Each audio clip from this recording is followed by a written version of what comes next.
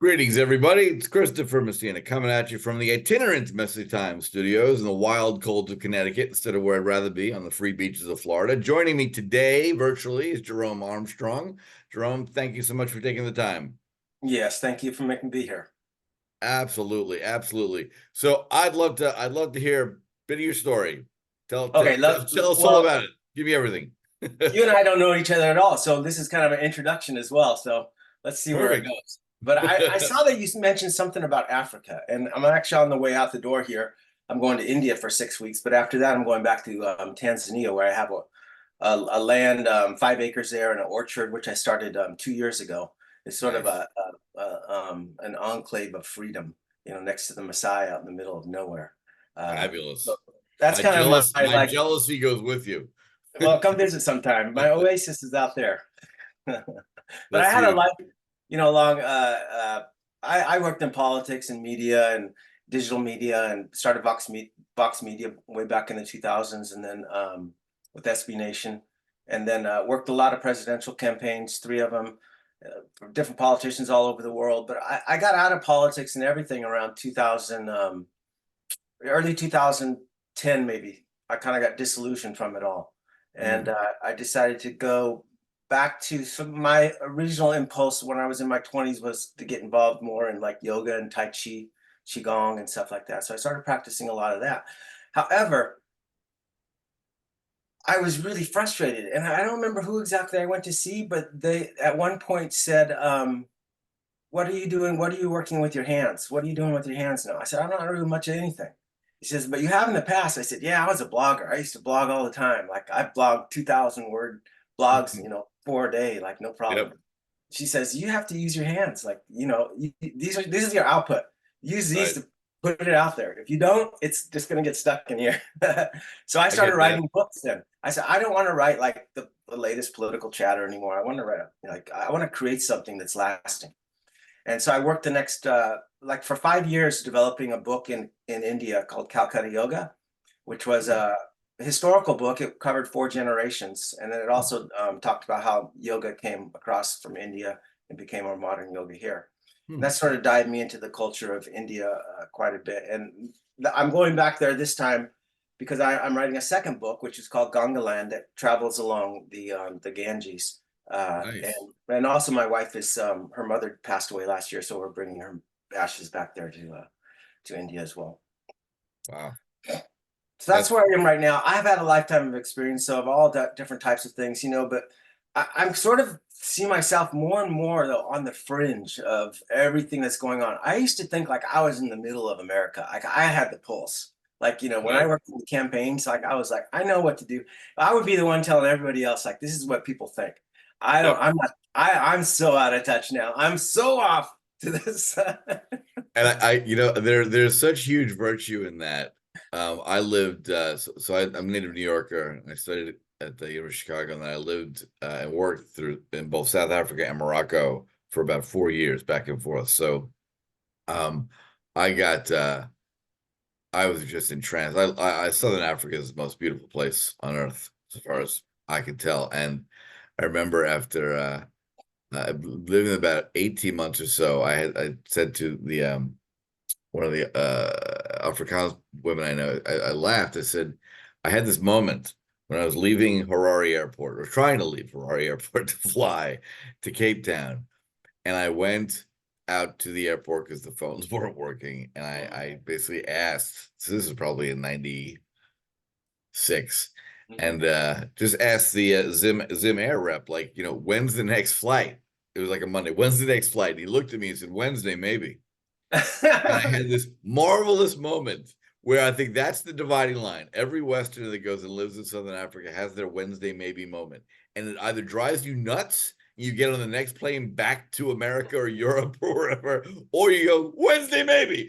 And you go back and have a big steak dinner. And Wednesday, you check out of the hotel. He's like, well, we'll see you again. I'm like, maybe cool, maybe soon. I don't know.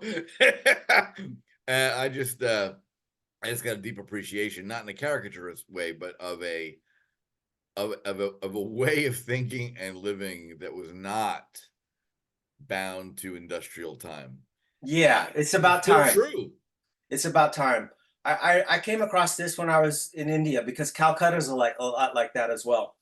And I love Zimbabwe, by the way. I love those people. They're just like, very down to earth and friendly. I enjoyed my time there. But Completely unable to overthrow their dictatorial overlords, though. no, Way because too they have nice. such a different worldview, I think, that doesn't encompass like that kind of stuff. But and also, because it's generational. There's a lot of epigenetics going on there.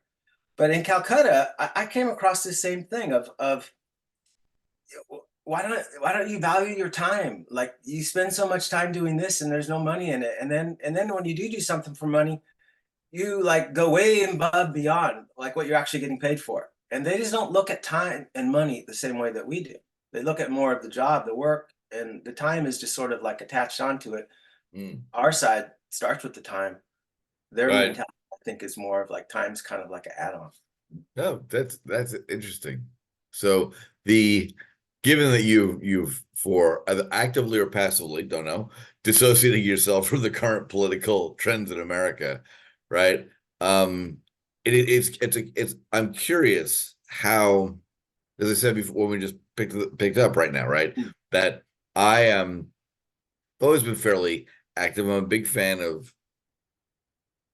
rule of law, whichever politician, don't really care. Whichever politician is going to keep his or her hands off of people's wallets and let them do what they want. That's kind of generally who I'm for. Uh, Post October 7th, and I've always called out what I've seen is I've seen it in the universities, kind of a big Marxist leftist drift ish. I can explain why I say that. It's not flippant. And have been calling out over the years have been ignored, or people have rolled their eyes. And post October 8th, sadly, mm, a lot of my more liberal leaning friends, especially a lot of my Jewish friends, have been startled to find out the degree of evil vituperation mm. hiding and now manifest, not hiding, on campuses and elsewhere. Does that surprise you, that sort of explosion of hatred? I think that my perspective on it is I have not followed the details of the thing, but if you look back over the last 4 years, um, since like 2000, the whole COVID thing started in 2000, there's been issue after issue, that maybe like four or five major ones. And I think the first one I would say probably is the masks, you know, Oh yeah, and I have noticed that these things are basically, they come up as a flashpoint and they become like very divisionary, and people choose a side, and then they just argue, and relationships are lost, families are divided, and stuff like that. And I basically like went through that with the masks. I had actually studied masks quite a bit because I had worked at a campaign as a political consultant with a nurses association, hmm. which didn't want to wear masks the whole day back in the 2010s.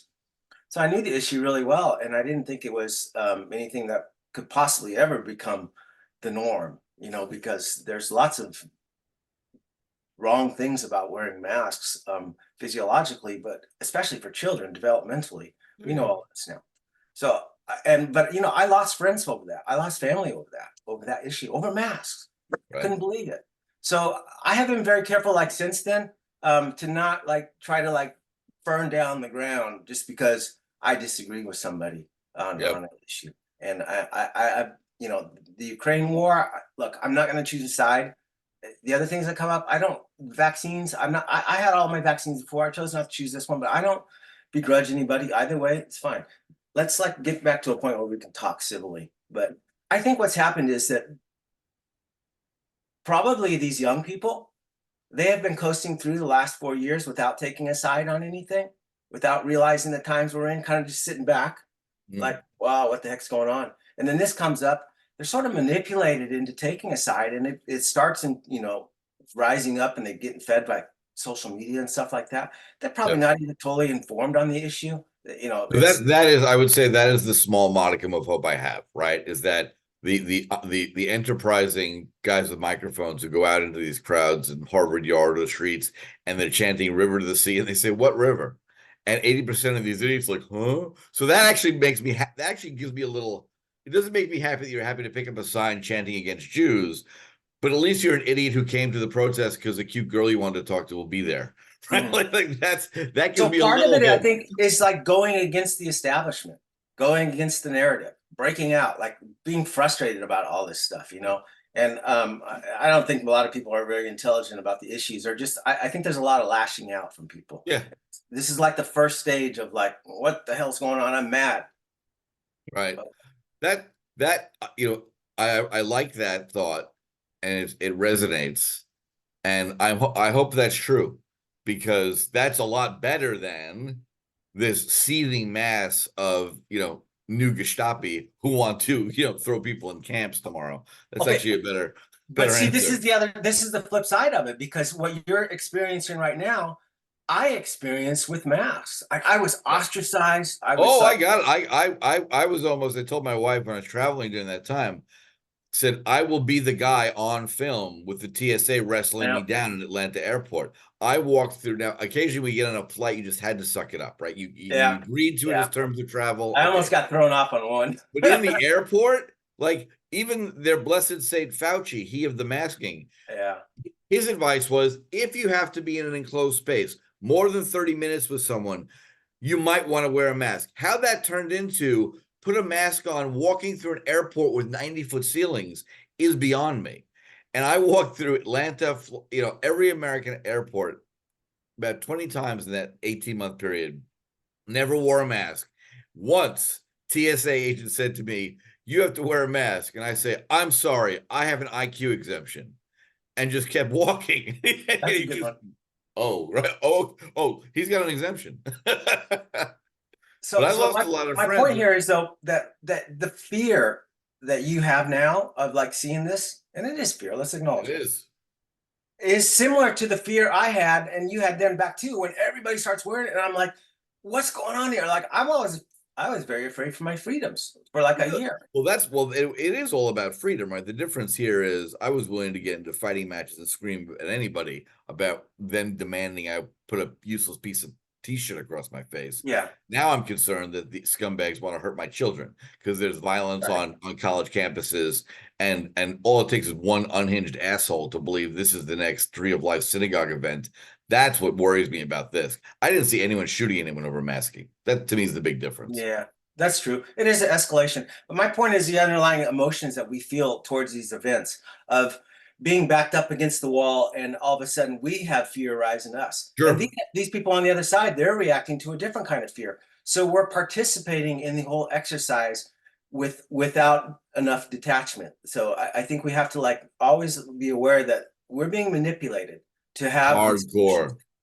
And so we need to Hardcore. like practice detachment and and give people a little bit, especially in person, you know, over the internet, anything goes, but give people a little bit of the benefit of the doubt that they're sane, you know, and you Yep. can talk to them and reason with them in person. That's That's my excellent. basic rationale. But, you know, like I said, I dropped out of politics around 2000. The last campaign I worked was 2012. And so I went a decade. And when I came back into the American political scene, it was I was coming back from India in June of 2020. I had left in December of 2019, seeing this stuff starting, and I thought, well, I'll go to India, and by the time I get back, it'll blow off. You know, this is a fad. Right. And I came back in like July of 2020, and it was like I felt like Rip Van Winkle, like stepping back into Really, just that I different and crazy. yeah, yeah. So Wow. especially like, you know, going back on Twitter. I hadn't been on there, you know, since like 2007 or 8 or 9, something like that. And, you know, I had all these old network friends from back in the day, you know, you know, the amount of cancellation and blocking and, you know, banning that I went through. Finally I got my account banned, but, you know, Yep. suspended multiple times. Like, I was just like, wow, man. So I was full of fear, like so much fear that I ran off to Africa and bought land. See, and that is wise of you. What are you growing on your 5 acre paradise? So I have 5 acres. 4 of it I bought from these expats that are long time there who also still live in the place. But and then another acre I bought from the Masai, and there's 2 Masai villages right next to me. And on that acre, they used to farm maize, and I decided to do an orchard there. So Mm, we're doing. I started around 100 different fruit trees, like all the nice. tropical trees, and they're all like about 2 years in. So I'm doing like a food garden, you know, type thing, and I hope That's awesome. The 4 acres, I envision some sort of retreat center eventually that I can have that people can come to. And there's a nice community forming around this hill. So this is all kind of part of my dream that I had totally forgotten about. My wife and I actually met in the Peace Corps in Africa. We were both Peace Corps volunteers in Sierra Leone. That's great. And that was 30 years ago. And then we had kids. And I think with having kids, you kind of forget your dreams. Well, you just get it, it becomes bound by the realities that they have to be somewhere at a certain place in time, right? We've got 3 kids and wouldn't trade it for the world. Yeah, but I get it. You know, my youngest is the funniest. She's like, you know, once I'm out of here, where are you gonna be? I'm like, Grand Canal of Venice, baby. Like, that's, you know, come visit. Yeah. We'll leave an address. Yeah, so I think that when I came back that July in 2020, I was, you know, getting in all kinds of conflicts, and eventually my wife, I was like, let's just leave, let's go. My kids couldn't go to school. I said, let's go anywhere. And she says, how about Ben Zanzibar? We went there like 20 years ago on a vacation. Let's go back there. So we Right. said, okay, pack up the kids. We're going to Zanzibar. And we wound up staying a year and a half. And my daughter went to school in Arusha, Tanzania. And that's kind of how we rekindled our love for Africa. It helped us a lot in our relationship too. And we decided that let's come back here after the kids. So our Awesome. oldest left for college this year, and we're just kind of on the last strings here of moving out. That's great. Good for you. It's a beautiful thing to detach. And I think back to a lot of the kids I knew in the south side of Chicago when I was living there and studying and thinking like how many of them would either be alive or have better lives if they could completely just get out of this context and be somewhere without all this seething violence and insanity and just Yeah. break that cycle. And the answer is probably all of them, right? I don't it, and it's a frustration to see how through multiple and you went through it actively in political cycles, and I was going to get very involved with who might have been the next Republican president, but he isn't. It's gonna be somebody else or the candidate anyway.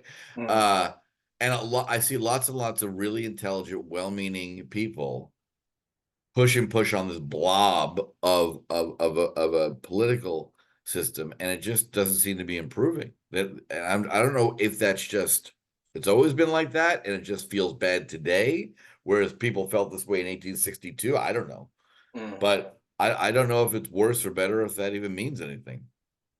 I Yeah, don't hard know. to say because I think it is individual. I sort of approach these things as like I have a passion for politics, and I just said, okay, follow this passion, like, and let it, like, you know, follow it to its end, like, let it extinguish, like, you know, fully live the experience. I don't have any regrets hardly in my life at all because That's I learned good. this lesson early on when I didn't follow a tiny dream I had, and then afterwards I realized I had followed other people's dreams. I hadn't followed my own, and I had a regret.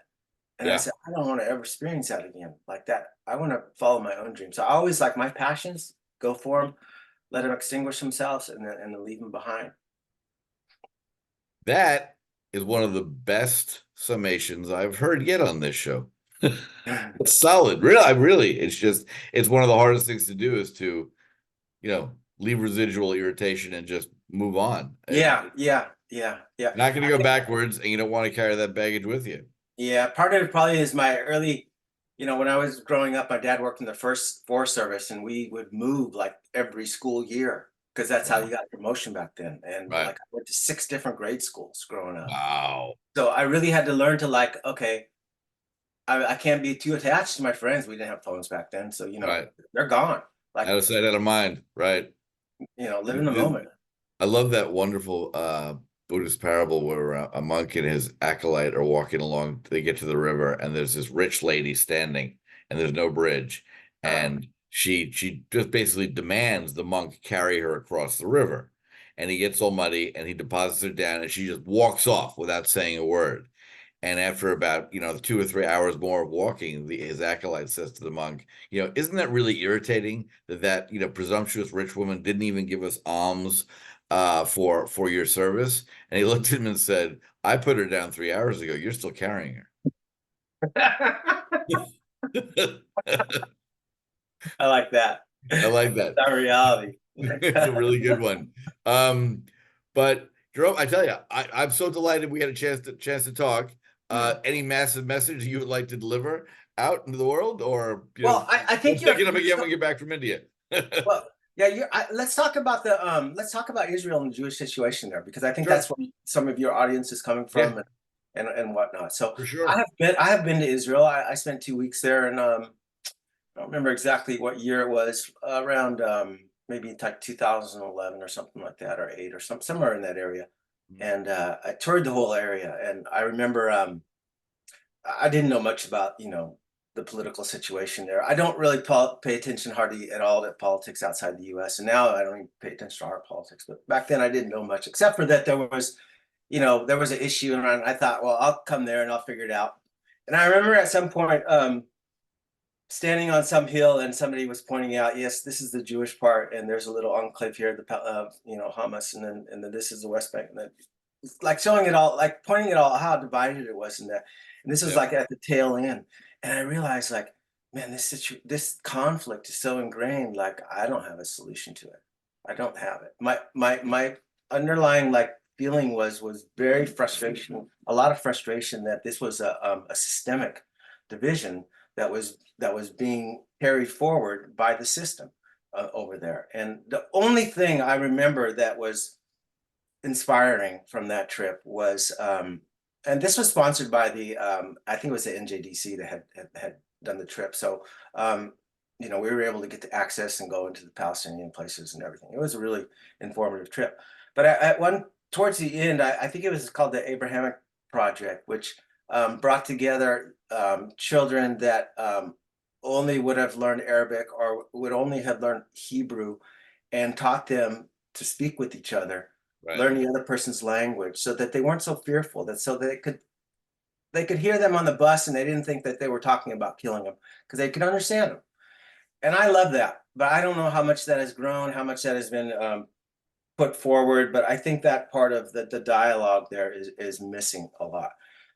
And the other thing I noticed was not noticed, but the thing that's lasted in terms of my impression was of the Jewish culture there, is that there were two underlying fears that I thought were prevalent strongly in their worldview of that were epigenetic, carries over from the Holocaust, of extermination around nuclear annihilation from Iran, and but also population annihilation from the growing population of Palestinians. I think that's still the case. I'm not sure, but I remember like graphs showing that Palestinians within the regions are repopulated at a much higher rate than Israelis, and that was a sort of a genocidal fear of being stomped out by a rising population. And I think those two things are like they underpin a lot of the mentality of people that live that are in that environment continually. Yeah, those contribute. I would say the prevailing fears that the Arabs in the region since the 1810s, 80 years prior to Zionism's creation, have at every opportunity attacked and killed Jews in the Levant whenever they could. And that's been part of the problem, briefly, that this two-state solution, all this nonsense, this is all emanations of Western dreamy thinking. The reason there have been no elections in Judea and Samaria and West Bank recently is because the last time there was one held, Hamas won 64% of the vote. And so therefore Fatah said, no, no. So the president has been there for 19 years or 20 years in his first 4-year term because it was a practical impossibility. And Hamas is dedicated, sadly, to, and most of the culture is dedicated to training their children to hate Jews and want to kill them, period. And so, I lived and worked in the Arab world, studied Arabic. I mean, this is the main headache in the existential fight there, that and they've been attacking and trying to kill them since 1947, repeatedly, over and over and over again. And finally, what largely the West doesn't understand about Israel is October 7th was the fucking final dividing line. Like, that's fucking it. No more. There is no more usual Hamas bullshit of, I killed 6 people. I threw a rocket. I took someone hostage. Then I whined to the UN, who hate Jews all day long. And then they convinced for a ceasefire. And then we build up more rockets from Iran and we do it again. On October 9th, I gave a interview, and I firmly, strongly believe this. We're in the early innings of World War III. And when it's over, there will be no more Hezbollah, no more Hamas, no more Fatah, no more Iranian mullahs. Like, this is going all the way. And it's going to take a year, 5 years, don't know. But when historians look back, my conviction is, having read through Winston Churchill's, history of World War II at least 4 times, there is no end to this until one side or the other is exterminated. The Israelis have fucking had it listening to the rest of the world tell them that they need to make nice with people who don't want land for peace. They want to murder them all and shove them into the ocean. That's the tragedy. That's the definition of war. There is no resolution to this conflict that doesn't involve the Palestinians saying, this is no way to live our lives. Why don't we teach our children to be doctors instead of jihadis? It has to come from them. And I don't see that happening. And sadly, this is the definition of war, right? 2 people that literally cannot talk it out are going to settle it violently. And it's being settled violently right now. It's awful. No one likes it. It's awful. And it bleeds over here, the problem. I mean, I don't have a solution, but I want to tell you something about one thing I came about my experience in regards to this that you touched on there, where you talked about where people who, are completely at odds, that cannot even like stand talking to each other, where it just explodes into violence, I did my PhD, I finished my PhD 2021. I went back to school and did that. And I wrote my dissertation on embodied peacemaking. And what that term, what I explored was the notion of people that are in conflict and that spills into violence. We can see that it starts with words and them not being able to understand each other, and it escalating from there. And so what I focused on was, okay, these people can't talk to each other. We can't like get them into a room and do conflict resolution how we traditionally do. Not going to happen. So what's the possibilities here? And one possibility I came about, which was and this is what I explored, which is nonverbal means of conflict resolution. Now, what does nonverbal mean? So there's lots of different types, actually. You could start with like just movement. And this was my main focus, was basically like people that come together and do movement exercises. You could do it to a training dialogue, have them do different movements around each other. And so their bodies begin to communicate with each other rather than their voices. And their voices are like not even allowed. Only their bodies can be there. And I'll give you an example here. So we would set 2 people on one side of the room, and they're going to walk all the way to the other side of the room. But we tell one person, you're a rock, and the other person, you're water. And so the rock, is just kind of like lumbering around. The water is like moving all around them, and they'll go all the way down, and then they'll switch and come back the other way and do it that way. And so we get their bodies talking to each other, that way. And then a lot of different exercises like that, it's pretty hardcore, like the training of this particular one I went to. And we had people going through the exercises where they weren't allowed to really do any sort of dialogue with the other people. We break them up into groups afterwards. So they were, amongst their own people, and just be able to like process it, bring them back together. I saw situations where people who are in total conflict with each other being able to laugh during these exercises, with the other person starting to laugh, because they had stopped with all of the mental energy, and they had just let their bodies be, not realizing that we were intermingling their bodies. We were like, their body, I have a belief that my body is not just to the material, skin, that actually we have a plasmic body that goes beyond it. And so when we start intermingling with another person, we don't become afraid of them. We all of a sudden like let loose a little bit. Before you know it, they're starting to laugh. This was really encouraging to me. And I think that this kind of thing is offers a lot of hope in terms of bringing people together who are in conflict. Not just that exercise. There's a lot more. You can do art and stuff like that. I went through my whole list of them in my dissertation, but it was one of the things I came across that made me hopeful that, like, at least we can like figure out some things in the future where we get these people in a room and it's not just all about talking. let's start working with our bodies a little bit more. This is kind of where I'm going more into the future, is maybe facilitating these kind of things, or That's working with interesting. people. Yeah. I find that very valuable, right? I mean, it's looking for new solutions to what appear to be intractable problems. That's phenomenal. Yeah, intractable conflicts are we really have to like get to the point where we say, okay, it's not going to work this way. Let's try a totally different way. And then like detach ourselves enough to be able to like look at it differently and say, okay, what could we actually do?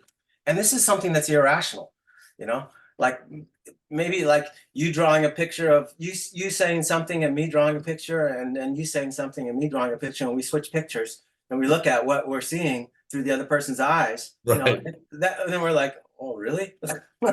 I love that. I did that years ago with spent a lot of time with folks who were doing MFAs, and so part of their practice was how well can you objectively take someone's words. And so we practice it all the time. You have, and they have a word count, like you have 400 words to describe. Mm, And it was incredible after like 3 or 4 cycles, how good people would get at changing how they described a thing.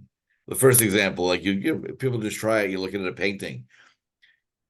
You'd start talking and all of a sudden yeah. you'd be out of words, but I didn't say it yet. You'd look at what they drew and it's like, what the hell is that? I love that exercise because it is a phenomenal way to That reframing, yeah. yeah, to really say, wow, I didn't well, first off, maybe I'm not listening well enough to you, so I'm gonna try to do better. But also I've got to try to be incredibly precise and parsimonious with my words to get the description of what I'm talking about to you so you can write it. That's a fascinating exercise. Would that remove people from eternal hatred? I don't know, but it's a step. It's a good one. These are tiny steps I'm talking The about, but tools. I'm Yep. talking about like, let's figure out some different ways to approach these things. Let's just not like continually badger our heads into the wall here. And Yeah. my dream would be like, let's have NGOs doing this kind of stuff, going in and not just being about like contextualizing everything and talking about everything. Like, let's work it out differently. So there's a bit of a movement, I think, within the conflict resolution community towards like these kind of things, which gives me a little bit of hope. I have to like get a little bit of hope in this world, because otherwise I Yeah. just want to run away. I'm with you. It's funny. It is not I I'm wide open to any ideas in this. And I know, two friends of mine, or not, I don't know, friends would be the right word, given the fact we don't agree very much, but both one Jew, one Palestinian who've known for a while, and they've been working on something similar, but I get what they're trying to do, right? So they call it non-conflict or something. So it's a new way of dealing with a Yeah. conflict. But the main problem, which is I had a partner I worked with years ago who used to say, if you negotiate with yourself, you always get the right answer, right? And the problem with them is, you got this great solution, but the only people who want to get involved with it are already disinclined to shoot at each other. How do we take that thing, which is voluntary participation, to the people who don't want to voluntarily participate in solving this nonviolently? And that's everyone's challenge. Like, how do you get those people most at loggerheads to take a break? It's very hard, very hard. And when you put it on the scale of millions of people, it's disheartening. I get it. I'd love to Yeah. find a nicer solution. I've lost friends over this conflict here who keep telling me, and I get it, right? But what about the Palestinian kids? Well, call Hamas. They did this, right? No one said to the Allies before Normandy, do you have a plan to take care of the European civilians? No, we don't, because we're an army invading a hostile war zone. And the expectation, seemingly unique in the world, that the Israelis should be worried about the people that their enemy are hiding behind. It's just, it boggles my mind, and boggles many people's minds, obviously. And no one wants to be happening. No one. You want to ceasefire, return the hostages, dead and alive, and surrender. There, you got a ceasefire. That never seems to come up in the marches in the US about this. Very frustrating. I mean, my my perspective on it is that we are mere pawns in the situation of being manipulated, and I don't actually choose a side in this conflict. I didn't choose a side in the Ukrainian conflict. I have decided that this is not my.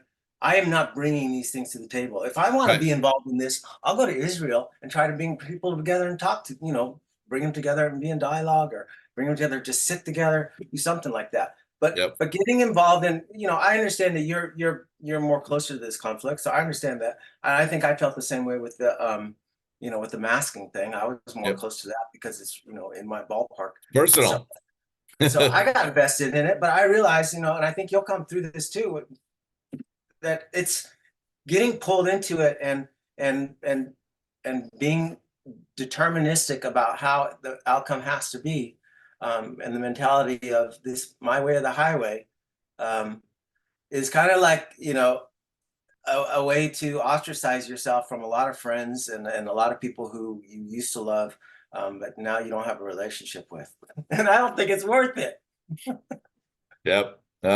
That's fair. There's a cost to everything. Yeah. And I don't know how I'd think about it if it weren't a deep, serious concern that, unlike, here's a good example. I haven't yet heard of one Ukrainian American student being chased into the Cooper Union Library with pro-Russians banging on the door calling for their blood. That's the difference. Mhm. That has been happening here. Jewish children are getting attacked on campuses. They're scared Yeah, to I've be seen where they're that. supposed to Right. be. So that's the major difference here. Yeah. No, I agree. There's an escalation of this stuff, and how far it goes. It could get pretty scary. If it's like, what you said about the mask. I had a fear sometimes of like being in an airport around these federal agents. Like I could be the next dude that on that YouTube Oh, video. yeah. I really Yeah, could. they're a little uptight and they want to make a point. I get it. So I But think that that's valid. I'm not. This is an escalation of oh the yeah. situation, and people are being manipulated and pushed into hard thing. I want to ask the situation. I want to ask you about the politics. I saw Schumer the other day say that Netanyahu should step down. Crazy. Now in Israel, then I saw a big picture of a demonstration of people marching in the streets where that the photo said they were saying the same thing. Is Right. that true? Is Israel divided on Netanyahu? Yeah, Or well, they are, and that's fine because they're a democracy, right? And so yeah, they some people hate him, some people love him. Yeah, that's all fine, but it's hilarious. I call him up Chuck Schumer. I can't stop. My mother's been calling him that since I was a child. So right, he's so awful in so many ways. But and someone was asking me, "Are you mad at him as a Jew?" I'm like, "No, I'm mad at him as an American. You don't, as a senator, stand up and interfere in an ally's political process while they're facing an existential war. Like that." That is close on fucking treason, as far as I'm concerned. But leave that aside. yeah. Yeah, I I'm think just wondering: do you think it's reflective of a deep division there, or is not they there have a deep united? division. Some people hate Netanyahu. Some people like him. They have political opinions the way we do. But most importantly, we should stay the hell out of their political process. Always. Never mind during wartime. I mean, Yeah. Schumer is a disgrace. He Well, should never have done that. yeah. I just I'm having worked in many campaigns, I understand that it's all about the political cycle, and he's just trying to Well, be. he's trying desperately to prop up the pack of Jew haters that support Rashida Tlaib in Michigan for Biden coming into an election season. Period. Yeah, it's That election. is more important to you than not antagonizing an ally during time of war. I mean, I don't know what goes through a swamp creature's head. I That really is don't. more important. You're right. For them, it is. Yeah, I just and Yeah. it is it's horrifying Yeah. that someone who should, in my opinion, have kind of a bigger vision. A senator used to be appointed by the state legislature, and they're supposed to have a vision of how to help their state. Making them kind of a super popular representative was one of the dumbest things we ever did. Discussion for another day. But Yeah. So you don't think Netanyahu is in any trouble of he's always been in trouble. He's a politician I with mean, of like firm being ousted opinions. anytime soon? You think he'll stay in power? Oh, I actually had Josh Hoffman on the show a few days ago, Israeli, who was talking about it. It's like, I don't like Netanyahu. I didn't vote for him. But of all the choices around, he is the best person to be leading the country during this time of war. So there's one more opinion. But Well, this was just politics that Schumer is playing. There's not really a movement in well, Israel no, whether it is helping or on. not, it's just and whether the movement exists or not, it's got nothing to do with the U.S. senator to cheerlead one side or the other for. That was a disgraceful action. It's got nothing to do with you, Chuck. Shut up. If the Israeli people decide in the middle of a war they'd like to replace him, they are free to do that. Go right ahead. But they're not doing that. So that was one of the in a long string of lows emanating from the swamp. That was one of the lowest I've ever seen. It was horrifying, in my Well, you'll opinion. probably see lower.